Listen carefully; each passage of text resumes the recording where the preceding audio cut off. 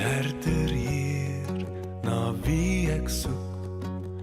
Ek wil luister as hy roep, want ek swyg, ek val en gly.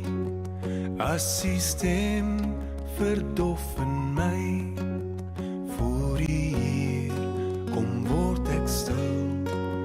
Buig my hart en buig my wil. Daar is waters in woestyne, by die herder se fonteine. As die storms woed in my, sal ek daar my rus kon kry.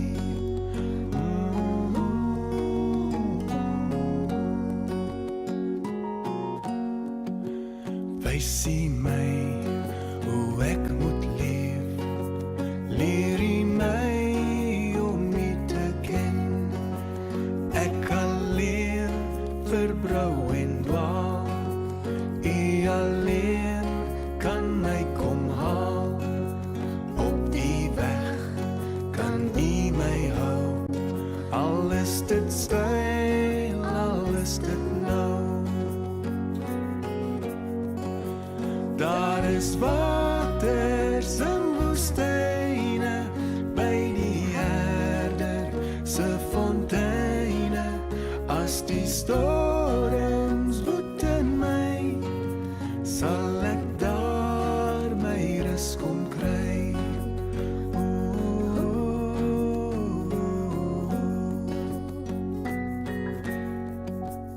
Gee my lig, omskemer my. As ek vol swag, kom anker my. Want ek is broos, onvas, onwys. Sal U vir my die pad kom wys, waar die spore my in lei. Wil ek wandel, wil ek bly. Daar is waters in woestyne, by die herder se fonteine. As die storms woed in my, sal ek daar my rus kon kry. Ja, daar is waters in woestyne, by die herder se fonteine. As die storms woed in my, sal ek daar my rus kon kry. Sal ek daar my rus kon kry.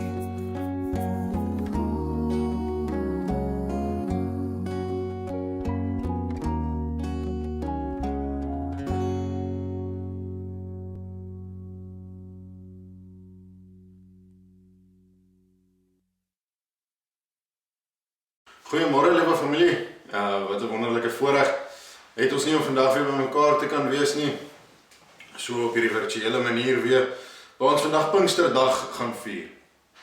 Ons het in die week 'n bietjie gesels rondom temas oor God. Ons het oor God die Vader, oor Jesus, oor die Heilige Gees, oor die gawes gepraat in die week. En vandag gaan ons 'n bietjie gesels uit Esegiel 37 en Handelinge 2 uit. Nou in die week wat verby is daar baie woorde gebruik het. Ons baie woorde gebruik om sekere goed te verduidelik, sekere goed oor te gesels en bietjie uit te redeneer. En vandag gaan ons bietjie gesels om die tema woorde wat lewe gee. En om ons te help daarmee gaan ek vir ons uit Esegiel 37 vers 1 tot 14 lees. En hierso staan die opskrif is ek sal julle terugbring. En hier staan die mag van die Here het my in besit geneem en my deur die gees van die Here uitgebring en neergesit binne in 'n laagte. Die laagte was vol bene. Die Here het my om die bene laat loop en ek het gesien daar is baie bene in die laagte en hulle is baie droog. Toe vra hy vir my, mens, kan daar in hierdie bene weer lewe kom? Ek het geantwoord, nee, dit weet net U, Here my God. Hy sê toe vir my, tree op as profeet vir hierdie bene en sê vir hulle, hoor die woord van die Here, droë bene. So sê die Here my God vir hierdie bene, ek gaan gees in julle laat kom, sodat julle kan lewe. Ek sal vir julle senings en vleis aansit en julle oortrek met vel, en dan sal ek gees in julle gee, sodat julle kan lewe. Dan sal julle besef dat ek die Here is. Ek het toe as profeet opgetree, soos ek beveel is, en terwyl ek dit doen, hoor ek 'n gedreun. Die bene het na mekaar toe beweeg, elkeen na die been toe wat by hom pas. Terwyl ek kyk, kom daar senings en vleis aan hulle en word daar vel bo oorgetrek. Maar daar was nog nie gees in hulle nie.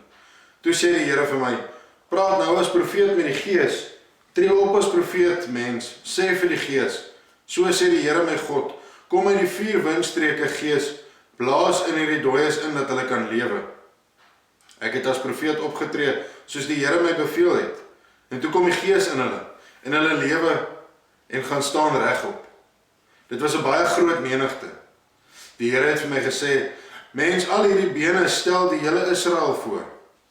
Hulle sê, ons bene is uitgedroog, ons het geen hoop meer nie, dit is klaar met ons. Tree op as profeet, sê vir hulle, so sê die Here my God, ek sal julle grafte oopmaak en julle laat uitkom, my volk, en ek sal julle terugbring na die land Israel toe. Wanneer ek julle grafte oopmaak en julle laat uitkom, my volk, sal julle besef dat ek die Here is. Ek sal my gees in julle laat kom, sodat julle kan lewe, en ek sal julle in julle land laat woon. Dan sal julle besef dat ek die Here is. Ek het dit gesê, en ek sal dit doen, sê die Here. Tot sover. En dan blaai ons na Handelinge 2 toe. Mag net een vers gaan lees, Handelinge 2 vers 37, wat sê, by die antwoorde hiervan is die mense diep getref, en het vir hulle gevra, en het hulle vir Petrus en die ander apostels gevra, wat moet ons doen, broers? Woorde wat lewe gee. En voordat ons gaan aangaan met hierdie diens, kom ons sluit ons oë, en kom ons raak rustig vir 'n oomblik. Kom ons vergeet bietjie van alles wat die week gebeur het, van alles wat agter ons lê, van alles wat voor ons lê, en kom ons skep net 'n geleentheid vir die Here se teenwoordigheid by ons môre. Kom ons sluit ons oë en ons bid saam. Liewe Here, dankie Here, dat ons die teks kon lees so pas, tekste kon lees so pas, Here, en kon 'n baie mooi boodskap ook uit die woord uit kry. Seën ons ook nou, Here, waar ons gaan gesels oor hierdie tekste wat ons nou gelees het, oor hierdie woorde wat ons nou net gelees het, Here. Mag dit woorde wees wat diep in ons harte gaan lê. Mag dit ons vul, Here, vervul, en mag dit ons lei. Dankie, Here, vir die geleentheid om vrylik uit die woord uit te kan lees. Dankie, Here, dat ons weet, U is by ons, en U seën ons, wanneer ons met U dinge besig is. Dankie, Here, dat U goed is vir ons. Ons loof en ons prys U. Amen. Nou familie, soos wat ek gesê het, net voor ons saam gebid het, dat ons uit Esegiel en uit Handelinge uit gelees, en rondom die tema gaan gesels vanmôre, woorde wat lewe gee. In Psalm 77 bid Asaf dat die Here hom sal help, maar dan antwoord die Here hom nie, en hoe harder Asaf bid, hoe stiller bly God. Totdat op 'n punt kom, waar Asaf besluit dat hy maar liewer vir God gaan afskryf. Want God wil nie meer help nie. Miskien sê Asaf vir homself, miskien kan God nie meer help nie. Maar ook ons familie kom soms in hierdie situasie.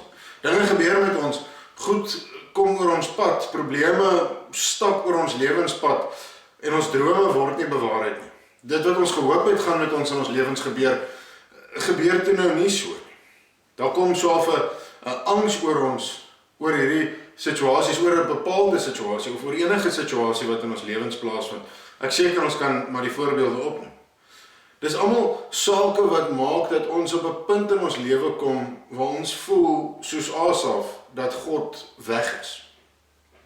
Of dalk Familie, dalk ervaar ons God as afwesig in ons lewens as gevolg van die sonde wat ons gedoen het. Dit is ook moontlik, waar ons so verwerp in onsself voel, dat ons nie meer kan sien vir die lewe nie. Ons almal familie, glo ek, ken daai so half doodsheid, wat soms so oor 'n mens sak. 'n Doodsheid wat 'n gevoel van nutteloosheid en totale moedeloosheid oor 'n mens laat kom. In Esegiel 37 wat ons saam gelees het, vind ons vir Esegiel presies in dieselfde situasie. Behalwe dat die volk in ballingskap was. Nou, ballingskap beteken mos hulle is weg van hulle land af, van hulle tempel af, van hulle mense af.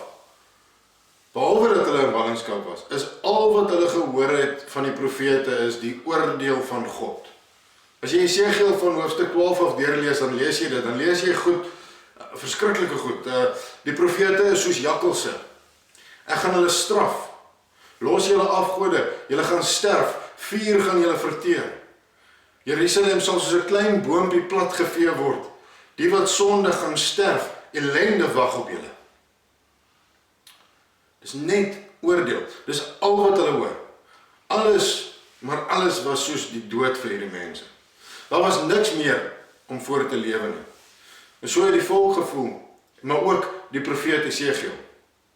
Hy was ook maar moedeloos. En dan lees ons hier, deur die krag van die Here, kom Esegiel in 'n laagte vol doodsbeendere. En wat sien hy? Hy sien presies wat hy voel. Hy sien bene wat baie droog is. 'n hele vlakte vol, eintlik. Presies soos sy hart vol dood is, sien hy hier voor hom. Dit wat hy voel, sien hy nou vir die eerste keer. Alles is vir hom en vir die volk dood. Alles is verby. Maar dan gebeur al iets baie mooi. Esegiel loop hier tussen die bene rond en terwyl hy dit doen, kom God na hom toe met 'n vraag. Hy sê, dink jy, Esegiel, dat daar weer lewe in hierdie bene kan kom? En Esegiel se antwoord is dan ons nou, nee Here, jy weet, u weet, maar ek dink nie so. Dus ek dink nie daar's 'n kans. Hoe kan 'n klomp dooie, droë bene weer begin lewe? Maar u sal weet, Here, maar weet maar net, ek dink nie so nie, sê hy vir die Here. Maar dan gebeur hierdie ongelooflike ding, iets wat eintlik vir Esegiel tot skaamte moes gebring het. Die Here sê vir hom, gaan jy en sê vir hierdie bene, lewe. En wat gebeur? Met die hoor van die woord van die profeet begin die bene na mekaar toe beweeg. Word dit met senings aangetrek en dan kom 'n vel oor.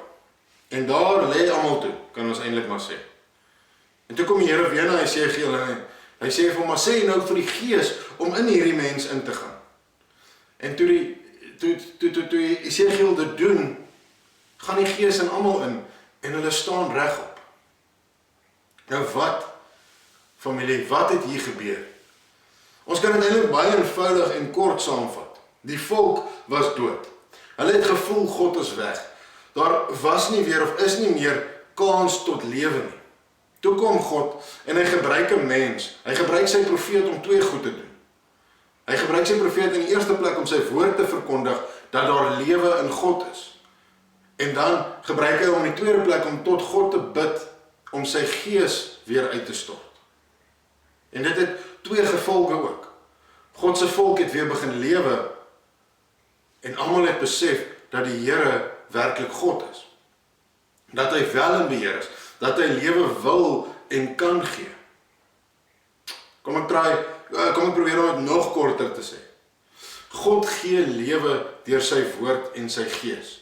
Daar waar sy woord verkondig word en daar waar sy gees hierdie mense waar sy gees hierdie woord op mense se harte laat val, daar kom lewe. So eenvoudig, familie, so eenvoudig werk God. Baie kere word daar hierdie verskriklike ding gemaak uit rondom die gebeure van Pinksterdag, soos wat ons in Handelinge 2 uitlees. Maar wat het eintlik daar gebeur? As ons dit in sy absolute eenvoudigste boodskap wil raak lees. Soos beloof, het God se gees uitgestort. En onder leiding van hierdie gees Soos in die geval met Esegiel, verkondig Petrus dat Jesus gesterf het, opgestaan het, opgevaar het en dat hy lewe. En ons wat dit glo, sal ook dan lewe. En dan wat gebeur met Petrus? Deur die Gees word hierdie woord deur meer as 3000 mense gehoor en aangeneem, wat dan tot bekering kom en deel van God se kinders word. Daar waar daar nie lewe was nie, was daar nou lewe. Omdat iemand die woord verkondig het, en God deur sy Gees hierdie woord op vrugbare grond laat val het. So eenvoudig, familie, dat ons nie meer eintlik kan dink dat dit moontlik is, dat God nuwe lewe kan gee nie. Want ons koppe werk mos anders. Ons is moderne mense. Ons dink in terme van prosesse, in terme van oorsaak en gevolg.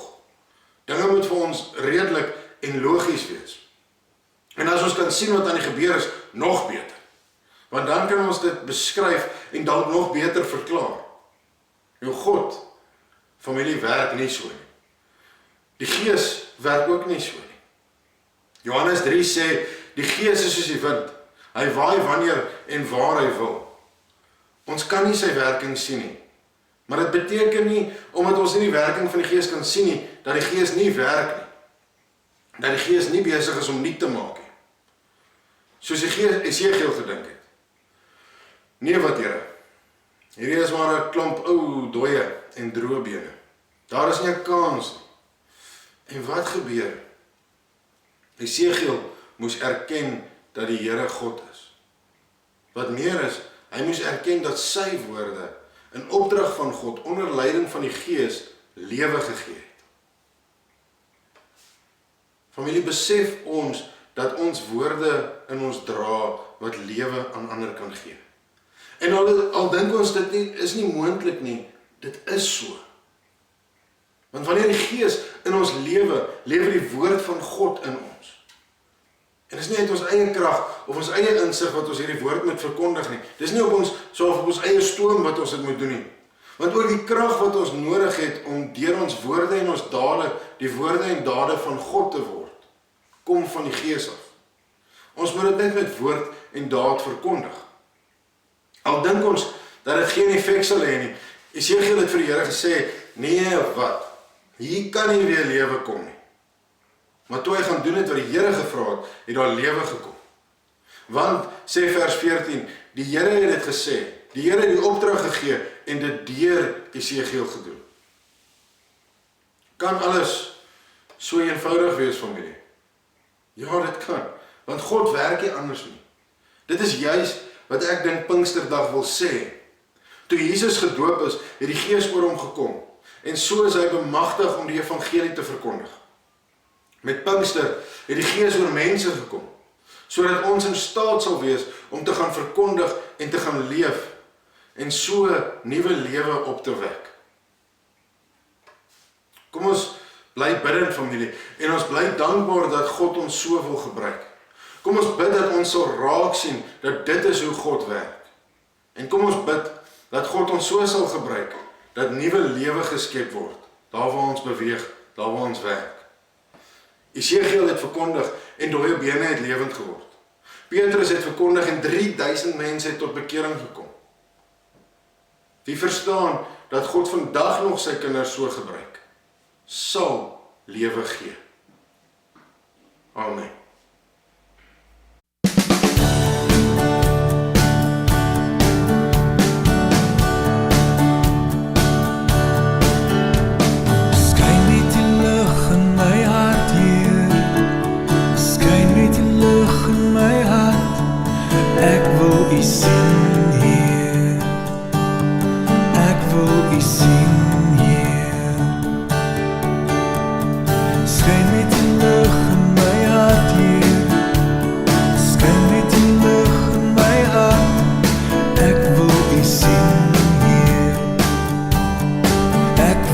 You see